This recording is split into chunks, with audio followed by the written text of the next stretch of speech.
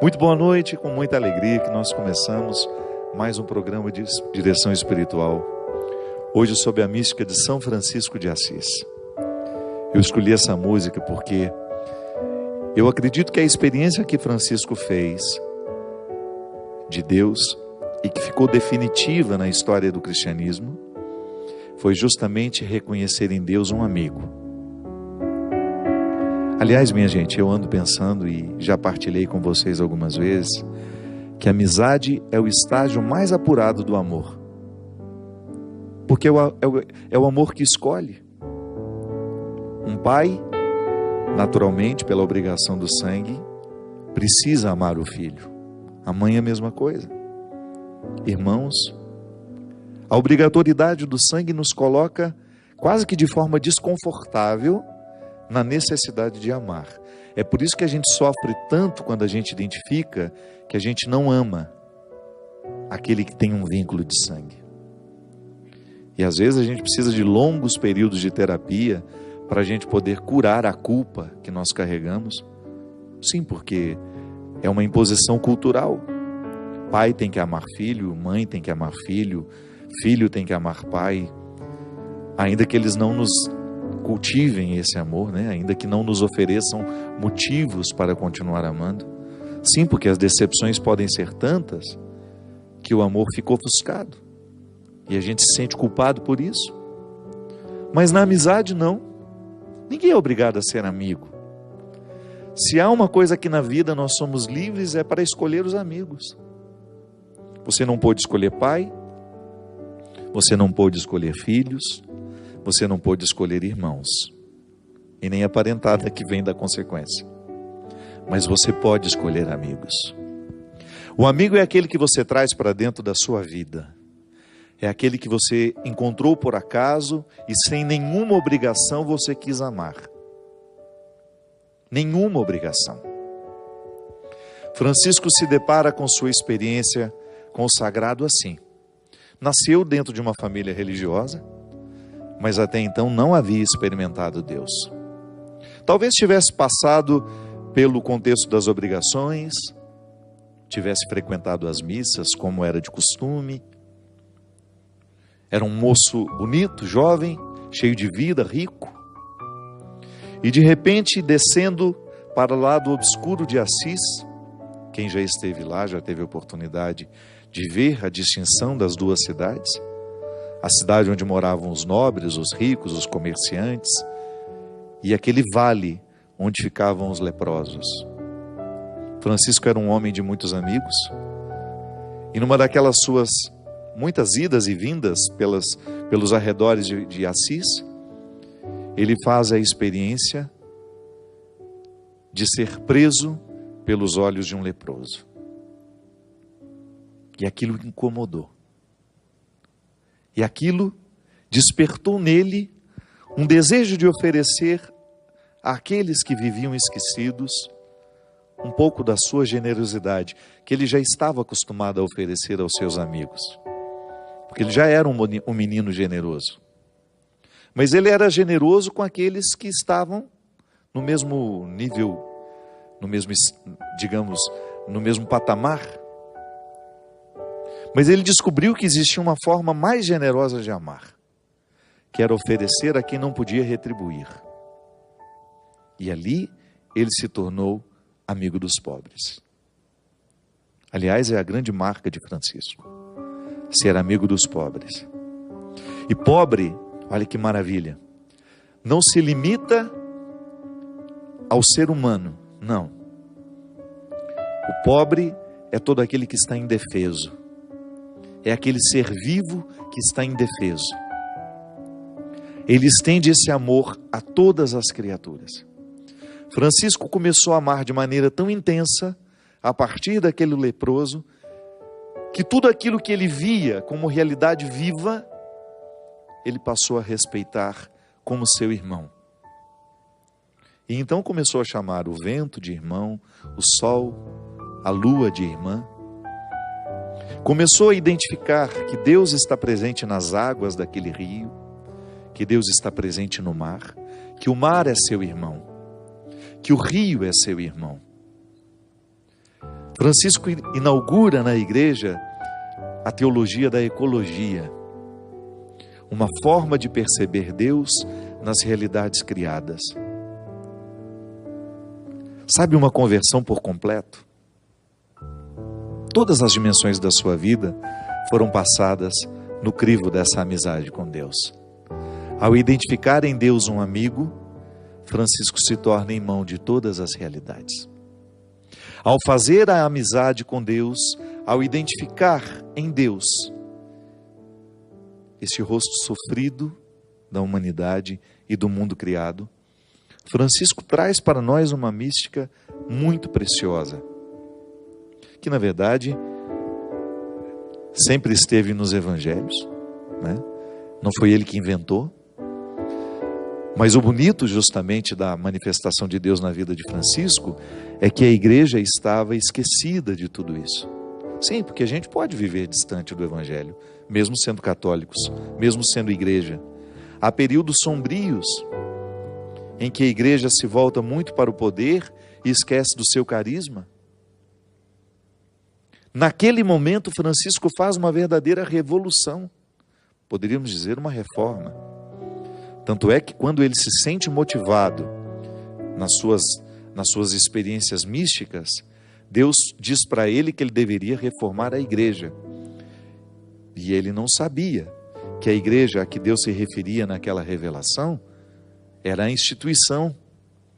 Mas ele, num primeiro momento, entende que a igreja que Deus quer que ele reforme é a capelinha de Santa Maria. E ele, junto com seus amigos, vai. Ele vai.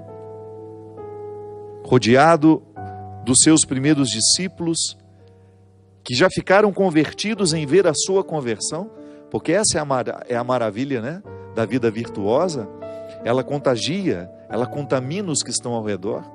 Então aqueles amigos ricos que presenciaram e viveram ao lado de Francisco o seu despojamento, quiseram se despojar também. E grandes santos nasceram dessa experiência de Francisco. O próprio Santo Antônio, Santa Clara. Homens e mulheres que foram vendo de perto que Deus mudou a vida de Francisco para melhor. Que aquele menino que já era generoso tornou-se ainda mais.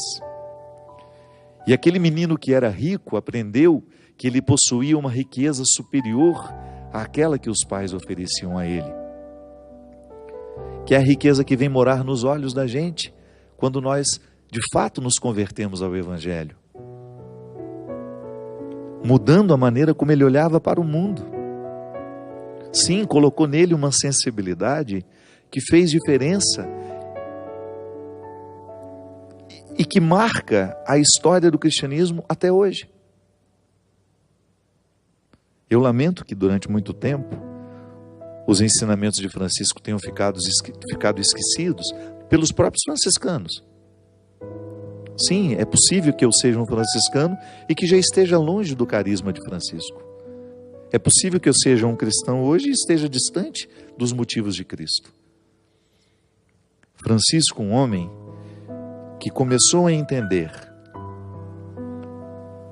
que a experiência cristã tem que mudar a nossa relação com tudo e com todos, a começar pelo respeito que temos. Durante anos e anos e anos eu fui cristão, sem escutar no discurso dos padres que me evangelizaram que poluir um rio é pecado, que jogar um lixo no chão é pecado. Escutei muito sobre os pecados da sexualidade. Foi o que eu mais ouvi ao longo da minha vida. Um cristianismo que só falava de sexualidade, que foi reduzido em seus... Estou falando da minha experiência. Eu só escutava isso. Era a grande preocupação, orientar-nos para que nós tivéssemos uma vida sexual saudável. Tudo bem, ótimo. Mas a gente não pode privar o outro de compreender o cristianismo como uma proposta de vida que engloba todas as realidades. Hoje, existe um dado tristíssimo, quer ver? Que eu vou até dar para vocês aqui, que eu fiquei sabendo na semana passada, assistindo um noticiário, uma informação que falava justamente do crime que nós cometemos contra os nossos rios. Onde será que está? Enfim, eu não vou saber precisar a quantidade, mas se eu não me engano, são toneladas e toneladas de lixo tóxico que a cidade de São Paulo deposita no rio Tietê todos os dias. Esse número que eu não tenho aqui agora, mas que eu ouvi, é assustador. Todos os dias, em nome do nosso progresso, só a cidade de São Paulo deposita nas águas do rio Tietê toneladas e toneladas de lixo tóxico. Quando eu ouvi aquela informação, eu que já tenho estado incomodado há muito tempo com essas questões ecológicas, porque é lamentável a maneira como nós tratamos a nossa casa, o mundo que nós vivemos. Eu vejo pelo rio, eu nasci na beira de um rio, onde eu nadava naquele rio quando eu era criança. Hoje quase nem água tem mais naquele rio. Hoje as nossas cidades enfrentam secas, tudo por causa do nosso desmatamento. Há pouco tempo o nosso presidente da República queria oferecer uma área preciosíssima para a exploração de minério. Quanto custa o nosso progresso? Nós desmatamos com a maior cara de pau. Essa secura agora, por exemplo, quantos incêndios provocados por nós? Eu vou só cortar essa árvore porque vai facilitar a minha construção. Sempre pensando nas nossas necessidades, nós nos esquecemos que o mundo precisa do nosso respeito, assim como a outra pessoa precisa. Meu Deus do céu. Mas nós não escutamos falar sobre isso. Não entrou na nossa catequese. Ninguém nos disse que o respeito às águas é tão sagrado quanto o respeito ao outro ser humano. Que todo ser vivo merece o nosso respeito. Trata-se de uma evolução. E Francisco viveu essa evolução por quê? Porque ele fez uma experiência profunda de amizade com o Senhor. Deus não converteu apenas uma parte do coração de Francisco, como nós muitas vezes insistimos em levar a nossa vida de conversão. Converteu apenas uma parte da nossa vida. Não, converteu aqui, o filtro que vai nos olhos. Eu não posso pensar que Deus me converteu somente para ter uma sexualidade saudável. Não. Eu tenho que pensar na conversão da minha sexualidade, eu tenho que pensar na conversão do meu caráter, da maneira como eu trato as pessoas que trabalham comigo. Eu tenho que pensar a maneira como eu trato a natureza. Eu sou cristão, mas despejo na pia da minha casa, diariamente, o óleo sujo que nós usamos para fazer as nossas frituras, para cozinhar as nossas comidas. Jogamos pelo ralo aquilo que vai intoxicar as nossas águas, as nossas terras. Fazemos os nossos poços artesianos sem nenhum controle, poluímos os nossos solos, produzimos alimentos com quilos e quilos de agrotóxicos que vão morar definitivamente na nossa terra. Jogamos plástico por todos os lugares, jogamos os nossos plásticos nos nossos mares, poluímos as nossas praias, e isso não nos incomoda. Não entra na dimensão da nossa conversão. Por quê? Porque a nossa conversão ela foi em partes. Não. A conversão de Francisco é total. Ela modifica a maneira como aquele homem olhava para o mundo. E ele faz, volto a dizer, ele não inventou isso, ele faz a experiência que está em João capítulo 15, versículo 1 em diante. O Evangelho diz assim: Eu sou a videira verdadeira e meu pai é o agricultor. Todo ramo que não dá fruto em mim, ele corta. E todo ramo que dá fruto, ele limpa para que dê mais fruto ainda. Vós já estáis limpos por causa da palavra que vos falei. Permanecei em mim, e eu permanecerei em vós. Como o ramo não pode dar fruto por si mesmo, se não permanecer na videira, assim também vós não podereis dar fruto, se não permanecerdes em mim. Eu sou a videira e vós os ramos. Aquele que permanece em mim, como eu nele, esse dá muito fruto, pois sem mim nada podeis fazer. Quem não permanecer em mim será lançado fora como um ramo e secará. Tais ramos são apanhados, lançados ao fogo e queimados. Se permanecerdes em mim e minhas palavras permanecerem em vós, pedi o que quiserdes e vos será dado. Nisto meu Pai é glorificado, que deis muito fruto e vos torneis meus discípulos. A experiência de amizade que Francisco fez foi justamente a partir do verbo permanecer. Não existe amizade ou aprofundamento da amizade sem o verbo permanecer, que é justamente aquela oportunidade que nós temos de entrar na intimidade uns dos outros. E não banalize a palavra intimidade. Intimidade não é ter aquela amizadezinha virtual, não, que fala de vez em quando por ali. Não, intimidade é você ter dentro da sua casa, dentro da sua vida. É aquela pessoa com quem você fala regularmente. É aquela pessoa que conhece o contexto da sua vida. Quais são as batalhas que você enfrenta. Pessoas que você divide de fato a vida. Com quem você de fato divide a vida. São aqueles que permanecem. A experiência de permanecer é que fortalece o vínculo. Eu estava dizendo antes, né, que não adianta ser pai, não adianta ser mãe, não adianta ser irmão, porque esse amor por obrigação, ele não sobrevive, não. Ele pode até ficar como um rótulo sem ter repercussões dentro de nós. Por quê? O que faz a gente amar é o verbo permanecer. Se eu sou pai desse menino, mas não permaneço com ele, daqui a pouco eu sou só parente. O vínculo se desfaz. O amor, ele só é possível quando permanecemos. O amor só é possível quando nós conjugamos diariamente, sem cessar, a experiência da intimidade que o verbo permanecer nos permite.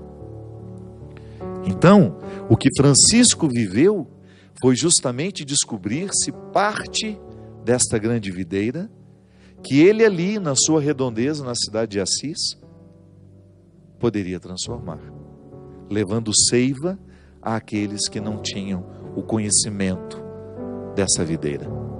É tão bonito porque hoje, quando nós vemos Francisco conhecido no mundo inteiro, inclusive inspirando o nosso Papa a ter o mesmo nome que ele, que profeticamente traz a nós um novo tempo na igreja, de mais clareza, de mais luz, de mais coragem, digamos, né?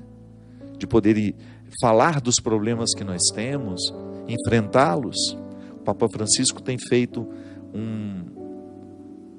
tem cumprido uma missão muito bonita, desafiadora, de colocar o dedo nas feridas da igreja que sofre, em nós, em mim e você. Hoje esse Francisco é conhecido mundialmente. O santo que hoje nós celebramos é conhecido mundialmente. Inspira muitas pessoas, até quem não é cristão, tem uma admiração pela vida de Francisco. Mas naquela época, ele começou contagiando a cidade de Assis, ao mudar a regra de que nobres não deveriam descer ao vale dos leprosos. Mas lá estavam as pessoas de quem Francisco queria ficar amigo.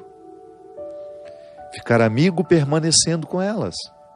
Ele não ia só de vez em quando lá. Ele resolveu permanecer com essas pessoas. Não só sabendo o nome, mas conhecendo a história, ajudando a curar as feridas, sendo verdadeiramente amigo, escolhendo aquelas pessoas. Volto a dizer, a amizade é o amor que escolhe. Eu quero participar da sua vida e gostaria muito que você participasse da minha. Como? Permanecendo, criando intimidade, que nos chega pela palavra. Eu posso ter amigos que nem venham regularmente à minha casa, mas se eu falo regularmente com eles, a palavra alinhava, a palavra permite o permanecer. Porque às vezes quando nós falamos permanecer, imediatamente a gente pensa naquelas pessoas com quem a gente pode estar todos os dias. Não, não se limita somente a essas. Eu posso permanecer na vida do outro, e isso tem duas vias, né? Não é só o outro dizendo, não é preciso haver diálogo para haver intimidade. E é assim que a gente demonstra se a gente quer ou não aquela intimidade. Porque você tem direito. Você não é obrigado a ser íntimo de todos, mas você tem o direito de ser íntimo de alguns. Não sou obrigado a ser íntimo de todos, mas eu tenho o direito de ser íntimo de alguns.